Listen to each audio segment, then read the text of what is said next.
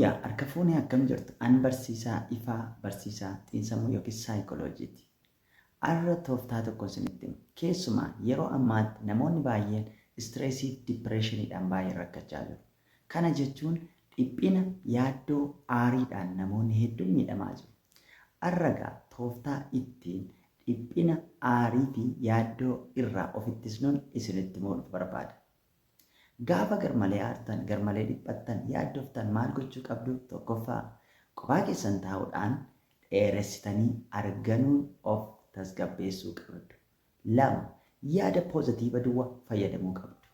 Waa'ee keessan waan dhageessan waan poozitiiva qofa fayyadama. Sadaffaa jecha negatiivarraa of eeggachuun dirqama keessanidha. Jecha negatiivarraati. Waa'ee keessanis ta'e waa'ee nama kamiyyuu jecha negatiivarraa of eeguu qabna. Arfaffaan galateeffachuudha. Waan gaggaarii hojjette galateeffadhu. Nama osoo hin taane ati galateeffachuu qabda. Ofii keetiin galateeffachuu qabda waan gaggaarii hojjette. Akkasuma uumama jiran galateeffachuu, wanta nuti hunda galateeffachuudha. Shanaffaan namoota muuxannoo qaban irraa gargaarsa fudhachuudha.